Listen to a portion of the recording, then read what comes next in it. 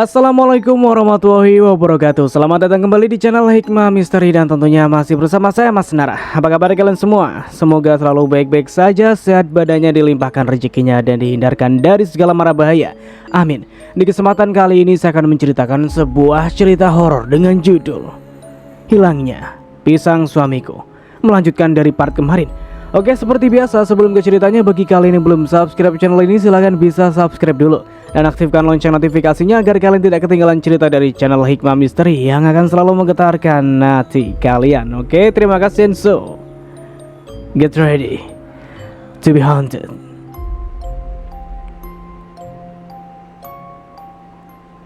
Jangan-jangan warga mencurigaiku karena sekarang penampilanku banyak berubah. Apa mereka tidak tahu bahwa uang bisa merubah segalanya? Ucapnya dengan wajah geram. Mendengar ucapannya, aku turut merasa bersalah karena sempat berpikir macam-macam tanpa bukti. Meski aku tak mengungkapkannya dugaanku. Oh ya Nia, kalau boleh tanya, kamu pulang sendirian ke kampung ini? Bukankah beberapa waktu lalu terdengar kabar bahwa kamu menikah dengan atasan di tempat kamu bekerja? Aku sudah cerai, Teh. Itu menjadi alasan mengapa aku kembali ke kampung ini. Aku turut prihatin. Maaf ya kalau aku kepo. Kalau begitu, aku pamit dulu ya, ujarnya lalu bergegas pergi. Apa yang ucapkan cukup masuk akal. Setiap orang bisa glow up jika mau merawat diri, terlebih jika memiliki banyak uang. Aku tak boleh menuduhnya macam-macam hanya karena dia memiliki nama awalan Kun. Lalu, siapakah pelaku yang telah menghilangkan alat vital Pak Burhan? Apakah pelakunya kuntilanak? Bukankah itu hanya mitos belaka agar para lelaki tidak berbuat serong? Jadi orang tua dulu membuat cerita tentang kuntilanak yang suka memangsa alat vital lelaki, yang suka berbuat serong dan macam-macam. Menjelang maghrib, tiba-tiba kulihat si Kundal berjalan mengendap-endap menuju rumah kosong milik Rosi, tempat di mana Pak Burhan ditemukan bersimbah darah. Apakah yang hendak ia lakukan? Apa jangan-jangan, sayang, ngapain maghrib-maghrib begini melamun di luar? Tanya suamiku yang telah bersiap berangkat ke masjid bersama kedua anak lelakiku. Aku langsung menuju ke arah Kundal yang berjalan mengendap-endap menuju rumah kosong milik Rosi. Suamiku langsung mengernyitkan dahi saat melihatnya. Tampaknya ia tengah memikirkan hal yang sama. Steve dan Dimas, tunggu di rumah sebentar ya. Ada yang ingin papa lakukan dulu, ucapnya. Mereka mengangguk, lalu kembali masuk dan menunggu di kursi. Sementara Ak Hendrik berjalan menghampiri preman kampung yang terkenal suka ngadu ayam itu. Karena penasaran, aku pun langsung mengikutinya. Sedang apa? Tanya suamiku. Nangkap ayamku, ujarnya sambil menunjukkan ayam jago di pangkuannya. Tampaknya ia berkata benar, karena tadi ia mengendap-endap tanpa membawa ayam. Kenapa kepo amat? Jangan bilang kalau kalian mencurigaiku sebagai pembunuh si Burhan, ujarnya sambil menatap ke arah kami dengan tatapan tajam. Enggak gitu. Tadi Ak Hendrik mau bantuin nangkap ayam kamu, sahutku. Gak usah sok akrab, saya gak suka orang baru, ujarnya sambil bergegas pergi. Suamiku tampak menghela nafas, lalu segera memanggil Steve dan Dimas untuk melanjutkan niatnya ke masjid. Cepat masuk, tutup pintunya rapat-rapat, ujarnya lirih. Aku mengangguk lalu segera masuk dan bersiap untuk sholat maghrib. Beberapa waktu kemudian setelah selesai sholat, tiba-tiba terdengar suara ketukan pintu. Sepertinya suamiku juga kedua anakku telah kembali dari masjid. Gegas aku berjalan menuju pintu tanpa membuka mukena.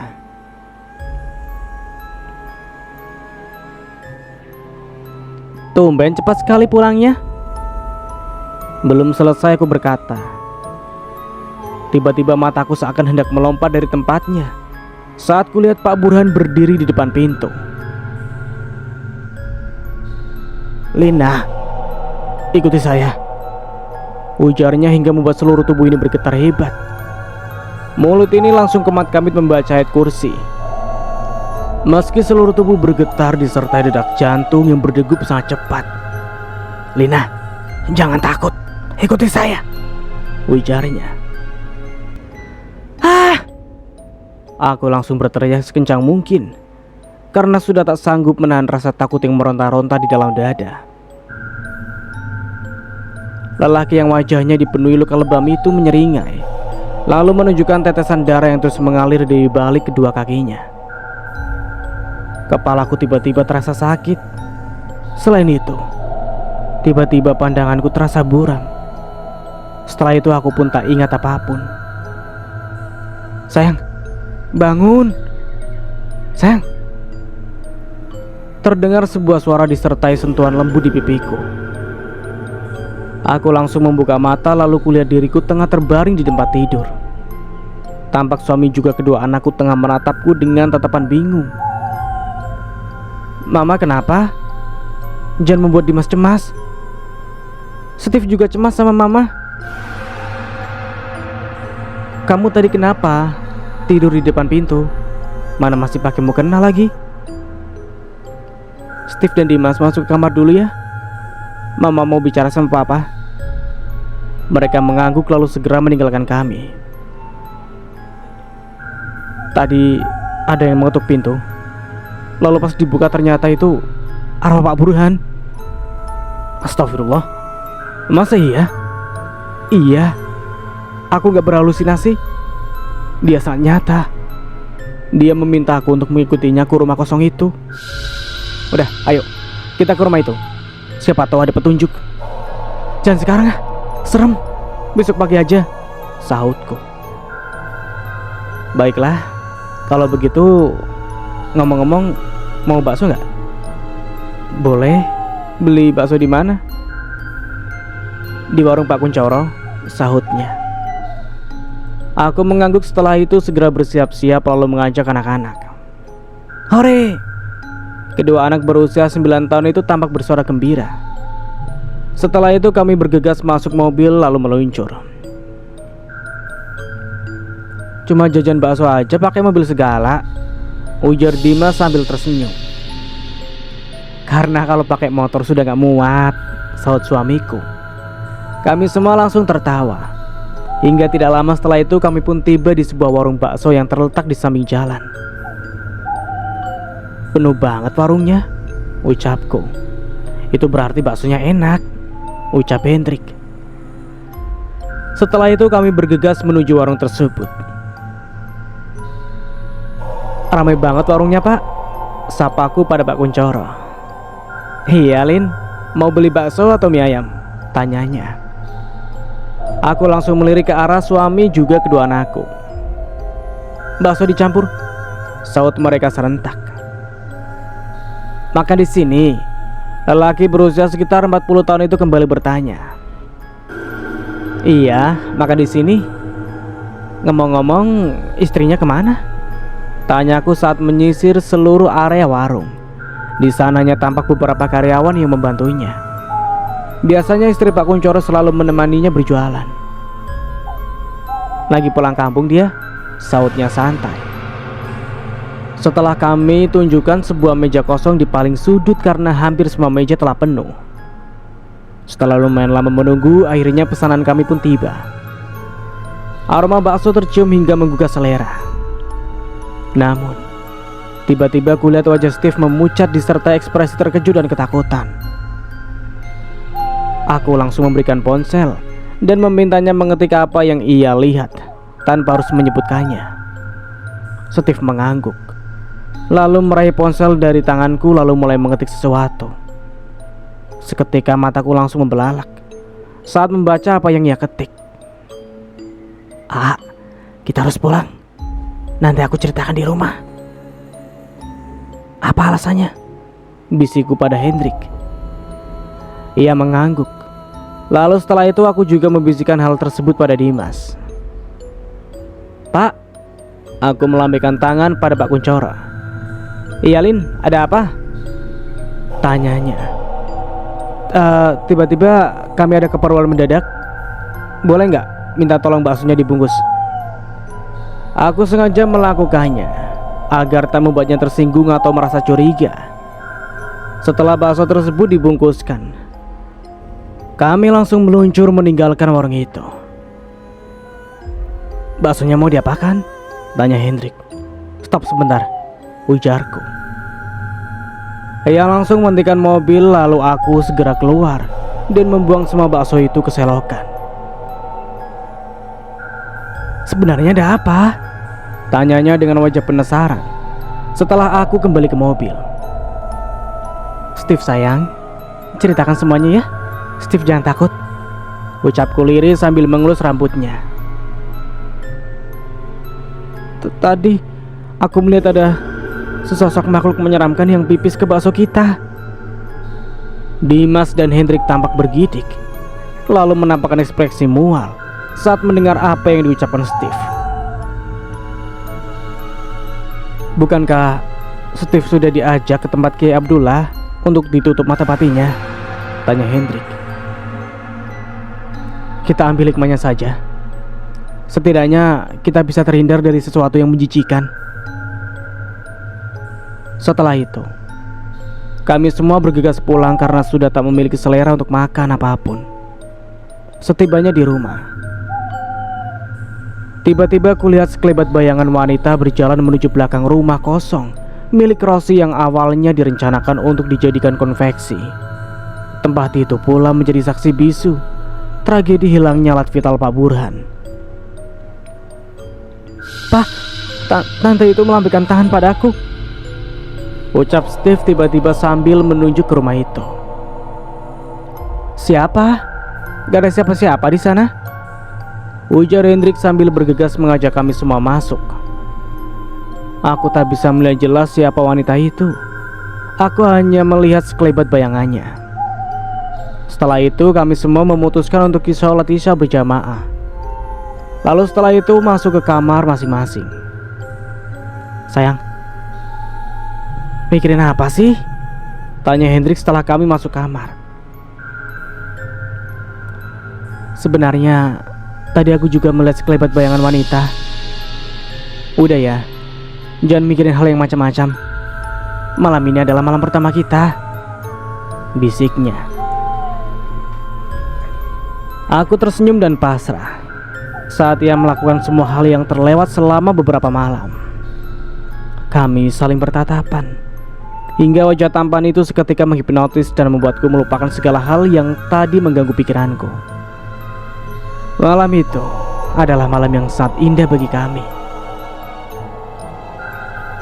Keesokan paginya, setelah mengantar Steven dan Dimas ke sekolah, kami segera mendatangi rumah kosong yang terletak tidak jauh dari rumahku.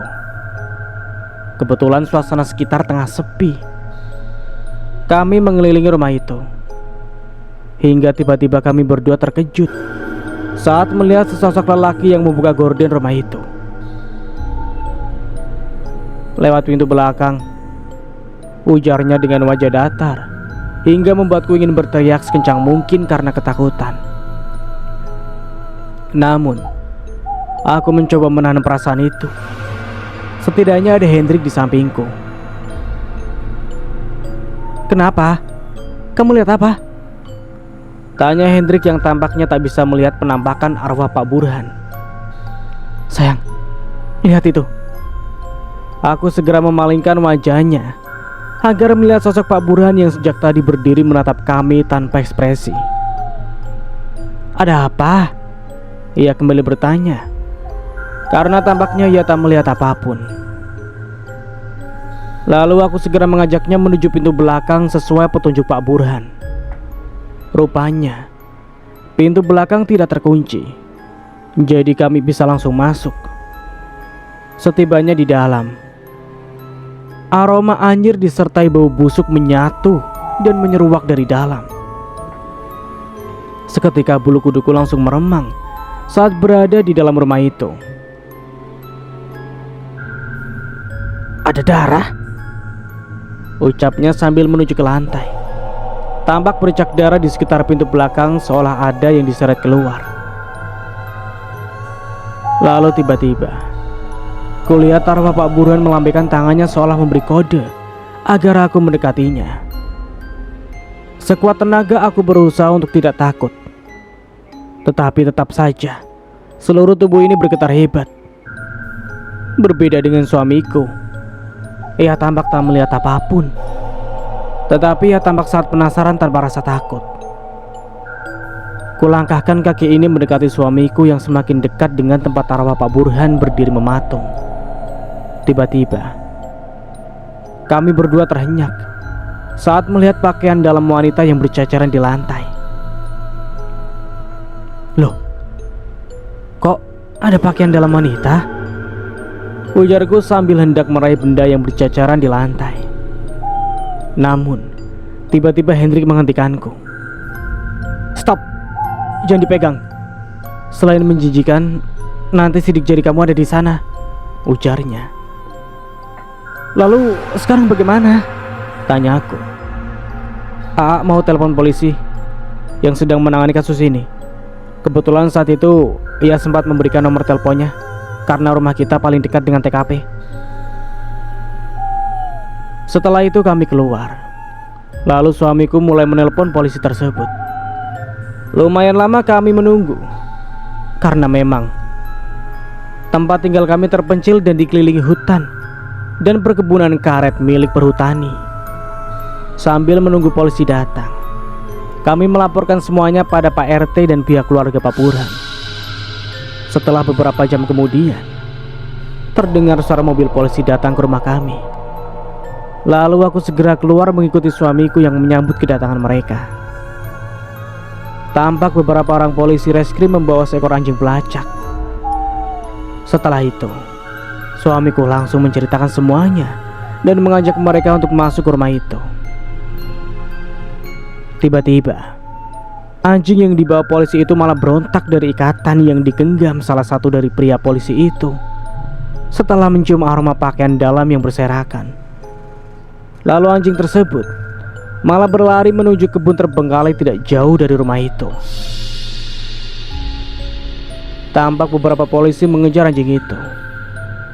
Sementara aku dan suami memutuskan untuk menunggu karena jalan menuju kebun terasa lumayan curam. Tampak para warga mulai berdatangan dan mengerumuni sekitaran rumah ini. Tidak berapa lama kemudian, anjing pelacak itu kembali bersama beberapa orang polisi yang membawa kantung jenazah. Jenazah siapa?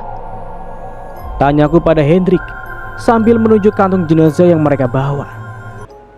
Betapa terkejutnya kami saat para polisi mengizinkan kami melihat siapa jenazah tanpa busana dipenuhi tanah.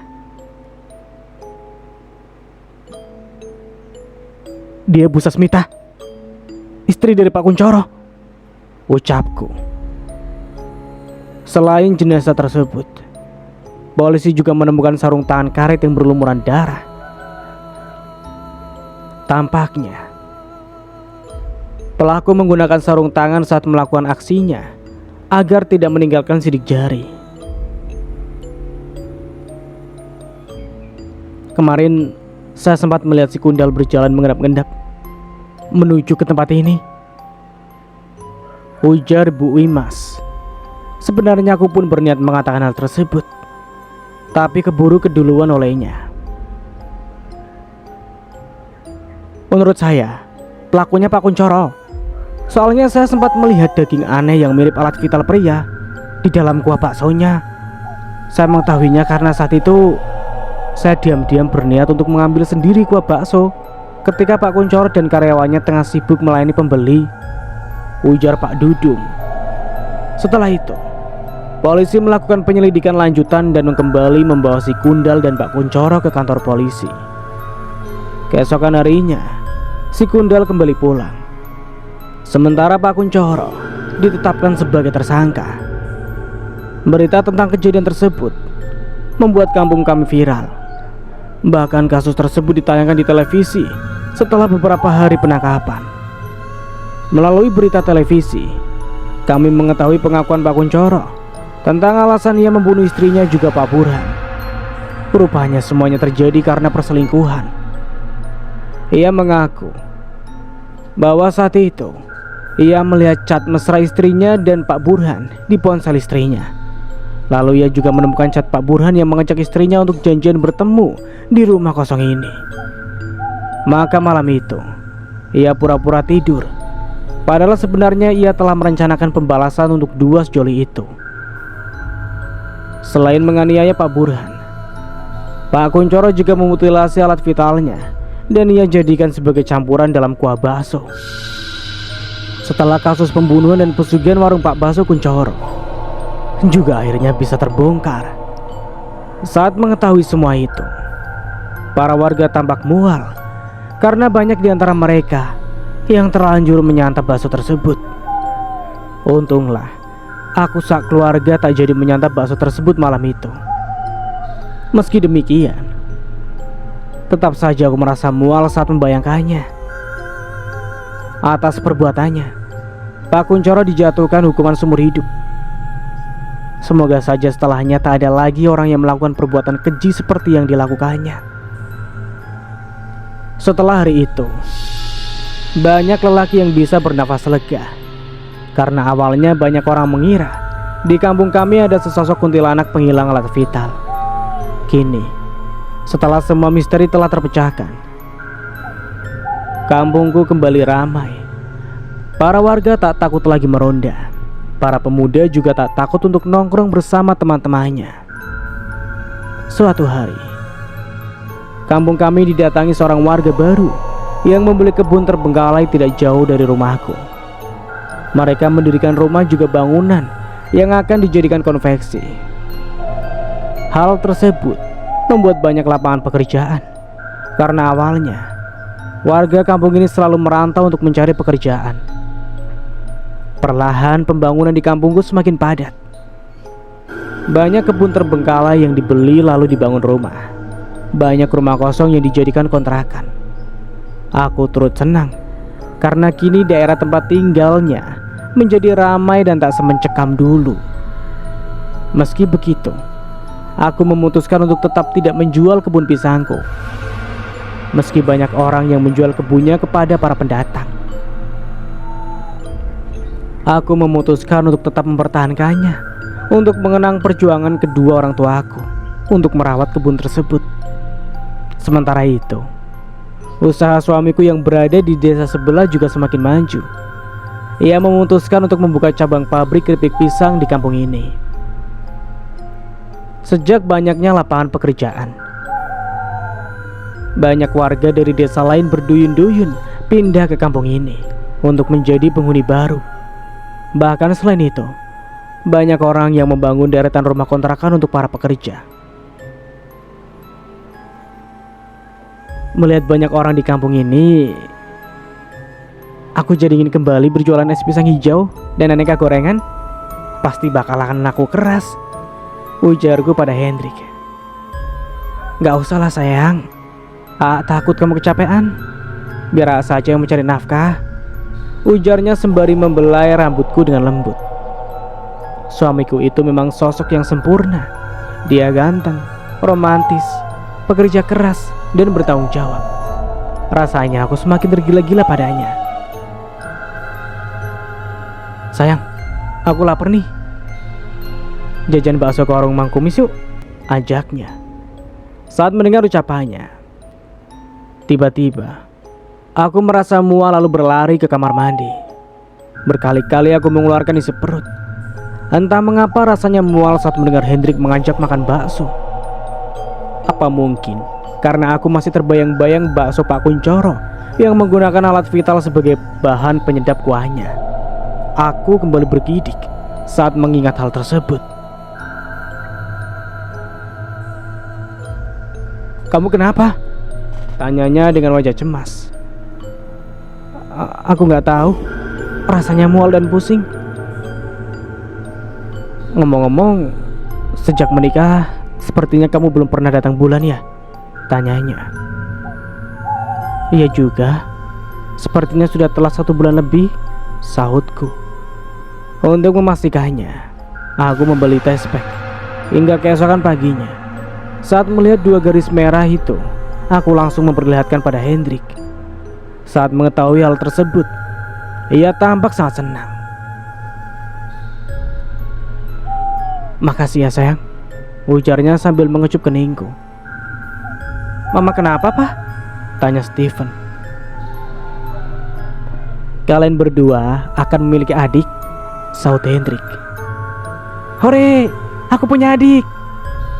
Dimas dan Steven bersorak gembira saat mendengar hal tersebut.